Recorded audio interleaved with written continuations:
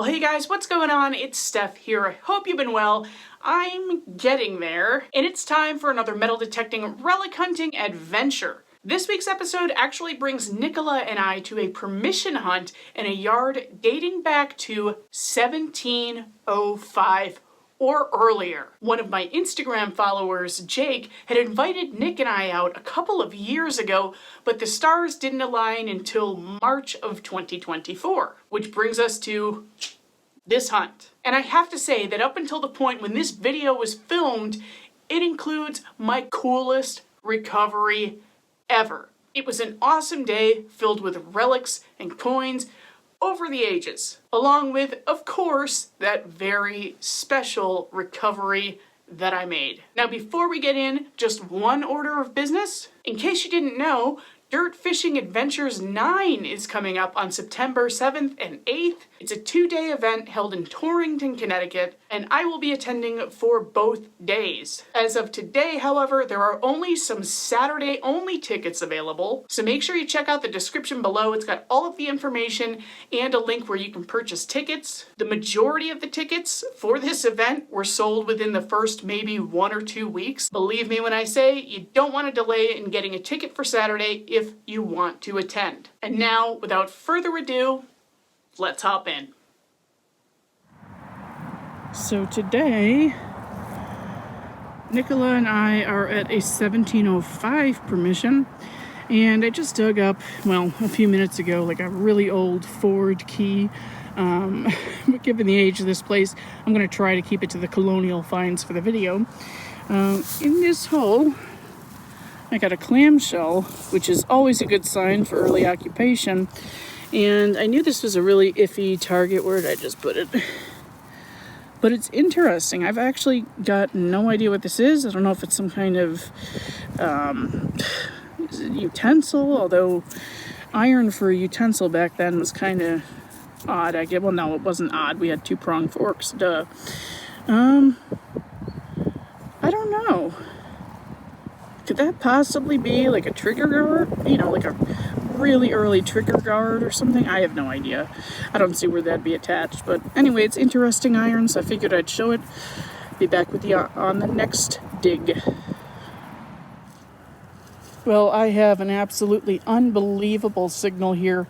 It's probably going to be a piece of flashing because I just can't imagine that this is a $50 or 8 real or whatever. But take a look.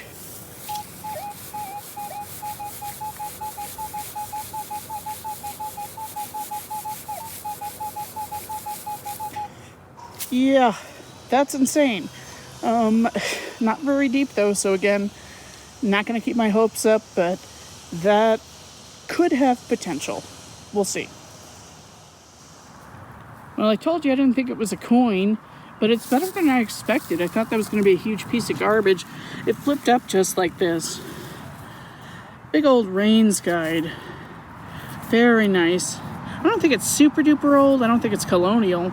But sometime in the 1800s, maybe early 1900s, which bodes really well for this spot because to have a booming signal that shallow in the ground, you know, maybe there hasn't been as much detecting here as I would have thought. Oh, wow, look at that. Yeah, it can't be super old. It's electroplated. But, wow. All right, well, we'll keep on rolling. Well, I said I would stick to colonial finds, but this is just kind of funny, so I'm filming it anyway. I got a 60s to 70s signal on the Manticore. Right next to that Rains guide earlier, I got a 70s coin signal. It was a Wheatie. This might go with the with the key I found earlier. That could be a Model T Ford key. I'm not really sure, but definitely on the older side. And now I think we might have a Model T valve stem. I believe that's what that's going to be. I know just enough to be dangerous on that because once I hit the 20th century, I kind of lose interest. So I'm not really sure if I'm right on that, but certainly a cool piece if that's what it is. Okay, we'll keep moving. And now, honestly, if it's, you know, post 1900, I'm not going to show it in this video because I just think this area has too much age to justify I'm sorry, I'm so distracted. There's painters here and they're making a whole bunch of noise. So anyway, I'm gonna stop talking. Cool piece. We'll keep going. Okay, well, Nick has found a few things. I figured we'd do a check-in, but she just held up this massive pair of scissors. Like, look at how huge they are. My God, let me see. Whew. Wow. That's actually, oh, you're probably picking up this amongst the iron, and I don't know. That's a pretty big overload signal, though. That is very cool. I don't even care how old they are. They're just neat. You know, zap them, display them. And what else do you have? I got a spoon. Spoon. A nice old one. That's pewter. Nice big pewter spoon bowl. Probably a serving spoon. And where did you find that? Just kind of the other side of the yard over here? Yeah, over there, I think. Okay. Well, maybe I'll putz around over there because I just dug like my third weedy of the day. So need to get to a bit of an older area of the yard, but that's cool. All right. Okay, well, nothing crazy for me since I last checked in with you. I did just get this horse tack buckle, a couple inches in the ground, kind of near the driveway here. And then right after that, 2 keys that are connected. So I think we might have to switch gears, and I'll just kind of show you whatever we find that's, you know, remotely interesting, because we really don't know, you know, if way back in the day this was detected before. So, but, you know, I mean, hopefully we get on some more colonial relics. Nick said she has dug something that's only her second ever. So after you, I have no idea what it is, because I always tell her I don't want to know in advance. Are you excited about it? Well, yeah, I guess so. Oh my God. My second Indian ever. No one on the channel knows this, I don't think, but sorry, I'm contending with bandsaw or chainsaw right now. Nick never finds Indians, so see if we can get a date on that. I can't tell out here, but well, congratulations. That's so funny to me. I completely forget all the time that you only have one Indian, and I think it's a first year. I thought it was in 1859. I know it's at least a fatty. I'm pretty sure, but and I got a key as well. There's a lot of keys out here. What the heck? I don't know. Dug 3 today. You just have to get your skeleton key. Oh, yeah. What else do you have? Really? Where was this? I'm not sure. Back there somewhere. That could be sterling. It's, yeah, I don't, what is this, a bracelet, bangle, something? I'm looking kind of for a mark. I don't know, might be costume jewelry, actually. If we do see a mark on this, I'll let you know. Yeah, I'm not seeing anything, but that's pretty neat. Something different. Kind of looks like a, you know, big old earring, missing the little hook, but I have no idea. I don't wear those kinds of earrings. Imagine if I did, I'd look ridiculous. Anyway, all right, keep moving. Now this is exciting. I don't think it's super old. It rang up like an 85, 86, but I've been digging a lot of flashing, a lot of modern coins, so I didn't live dig it. And that's how it came up. I did pick it up for just a second. But we have a ring. What the? I don't think that's going to be a precious stone, but I don't think it's costume either because it rang up so high. To me, that's suggesting that it's silver. Let me see if right off the bat we can make out a mark here. Yeah, there's a mark on the inside. Yep, I can see it. I think it says 925, but yeah, Nick just came over. What do you think about that? Look at the stone. The stone is really cool. And it is 925, so that could be kind of a semi-precious stone. Like a lisping. Isn't that amazing? I'm going to spray it off. I don't want to scratch the stone anymore that it's already been.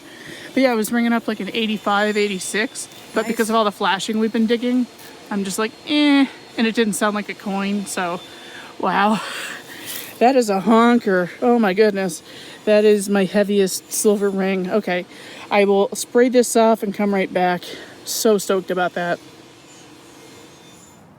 Okay, so here's my ring. Let me zoom in really quick. I want to show you something because I just learned something. So sorry for any awkwardness right now with the camera. It reads 925 FAS. And I just Googled it, and what this means, I apologize for my hand taking up the entire screen, is that at least 92.5% of this is silver, but it's mixed with a silver alloy. It means fused alloy silver or something. I have to look it up again. I'll put it up on the screen. Wait. Let's take a pause right here. 925 FAS does not stand for fused alloy silver.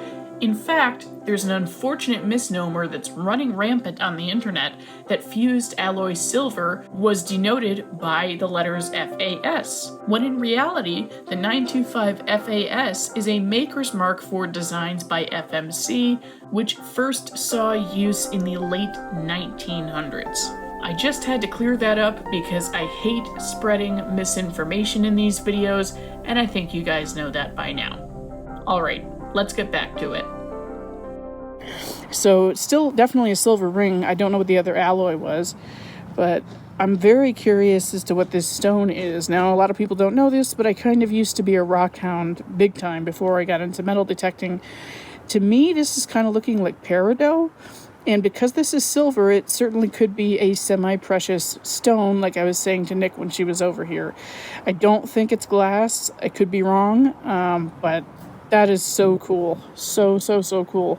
I'm really happy with that. I'm sure it's not very old at all. It was like 2 inches in the ground and certainly looks pretty modern, but I don't find a lot of jewelry, so I'm more than happy with that. All right, find of the day so far. And Nick just came up to me and she said, "Oh, I thought this was fake." She's got, you know what, hold on to my ring, we'll trade. You can play with that. And it is a French coin. That's a beautiful coin, actually. Yeah, it is. For your foreign coin collection that just kind of builds by mistake, it seems like. But yeah, République Française. That was a horrible accent. I'm so sorry. All of my friends in France and Canada. That was deplorable. So, yeah, 1979. I'm sure that's going to be clad, but, you know, well, I don't know. What did it beep on the machine? You know what? Let me, I'm going to grab it and beep it over my coil real quick. It's 30 something. Oh, yeah. 33. That's still really neat, though. So maybe it's made of 100% nickel, because that actually holds up in the ground really well. Yeah, that does sound good. That's my ring, isn't it? Yeah. No? What is it? Yes. Oh, it is, yeah. So, yeah, I was just telling the audience, the stamp, I thought it said silver. It's actually 925 FAS, which means the ring is comprised of 92.5% silver, and it's a fused alloy. So it's a fused alloy silver ring. I don't know what the other alloy is, but it's still chunky 925. I need to get this under some water to clean it completely and then go show the homeowner. It's awesome. So I'm detecting on along just in this small wooded area on the property, and I'm noticing little bits of white. Where's my, there, right there. And I saw another piece. But in any case, this was right by my foot. And as soon as I flipped it over, I was pretty wowed. That's a beautiful piece of porcelain. Oh, man. Nice size, too. That's gorgeous. Really love that. But wait, there's more. I flipped over what looked like a very small piece, but it's actually quite large. Wow. That's got to be part of a plate or something, I would imagine. It's pretty substantial. Not sure exactly how old this style is. Maybe we'll just throw a number out there and say 1800s. I don't really know, but that's beautiful. Always love finding this stuff. All right, I just got a very shallow target in the low 60s. Winds up being whatever this might be. I saw that it had some kind of attachment on the back, and the patina looked old, so I figured I would whip out the camera. Is that? It's a little keyhole. That's really cool, actually. I have no idea how old it is. Hang on a second. I don't know. But that's pretty neat. I guess we don't really need to come back and show this cleaned up. I think that's as clean as it's really going to get. Really no idea how old that is, but I do think it's some kind of keyhole. And that's pretty cool in my book. So we'll keep working. Well, this was ringing up around maybe a 45 or so. Not very deep at all. But it appears I have an old utensil handle. We'll try to figure out how old together. That one might be tough. Yeah, I don't think we're going to be able to figure out exactly how old this is, but it certainly does have some age to it, so that's encouraging. Okay, I'm not gonna lie, I completely failed as a videographer here. So I have to give you a bit of a backstory to the footage that you're about to watch. Toward the end of the day, Jake, the property owner, comes up to me and says, you know, it's getting late in the day and I've always wanted to hunt the dirt cellar. Would you ladies have any interest in trying that out? Yes, please and thank you. Now, I get down to the basement and we're working with maybe an 8 by 12 foot area. Very, very, very small basement. This is quite typical of early colonial homes. So my first thought is, it's not detectable down here. I'm not using a small search coil. This isn't really gonna go well. And then I get a hell of a signal right underneath a big rock that is in front of the furnace. The part of this that I really wish I had filmed was Jake and Nichola trying to pry up this rock for me because I did not have my shovel in the basement and it required the use of a shovel and some manpower. So it would have made great footage and that's where I failed as a videographer. But I think I've caught you up enough to bring you to this point. Okay, well, you might be able to tell I'm inside. This is my friend Jake over here. And this is his property. He's going to be moving soon, and he's wanted to, you know, have Nick and I out for a little while. So he said, why don't we beep this, you know, dirt basement? And him and Nick, after I found a signal that was ringing up in the mid-80s, assisted with lifting this because I only brought my edge digger down here, so I couldn't do it. So they just kind of shimmied it out from under, and I kid you not, this was directly, like I took my pinpointer, one swipe, boop, and there it was. Is that how it went down, guys? I don't know. I can't. Absolutely. Yeah, okay. I can't even remember because I got so excited. And it would have made great footage to film the whole process of, you know, removing that so that we could get to this. But that is so outstanding. That's going to be about mid-1700s because you can see the pin terminal is just integrated right in. That's so incredible. So incredible. Thank you so much for letting us do this and just, you know, deciding to come into the cellar. That was such a great idea. That's so cool. I'm glad that wasn't any thicker than it was, or there's no way we would have gotten it out of here to be able to recover that shoe buckle. And, you know, I don't know if I said this previously in the video, but Jake and his wife Connie are going to be moving out in just a few weeks. And who knows, this could have been rotting in this basement for the next 300 years, unless we saved it today. So thank you guys for the assist on my awesome signal. Woohoo! That makes my day. Oh, awesome. That is just the most ridiculous recovery. You guys know by now, if you watch this channel on a regular basis, shoe buckles are my favorite thing to dig, just about. And to find one in a basement? What? Not to mention it almost looks like melted on one side, and that's probably because it was sitting a foot away from the furnace for God knows how long. Absolutely incredible. It is a recovery that I will never forget. A shoe buckle dating to the period of the home when it was first occupied right inside the house. Huge thank you to Jake and Connie for having us out. Nick and I really had an awesome day, and I hope you enjoyed this video when you're watching it, as well as everybody else who's taking a look at it right now, because I think it's pretty darn cool. And on that note, if you have made it this far, please consider subscribing and hitting that notification bell so that you don't miss an upload from me in the future. It means so much to me when you subscribe, and it helps this channel grow. thrive, and it continues to encourage me to make these videos. So with all that said, guys, I'm gonna get out of here, and we'll see you next week.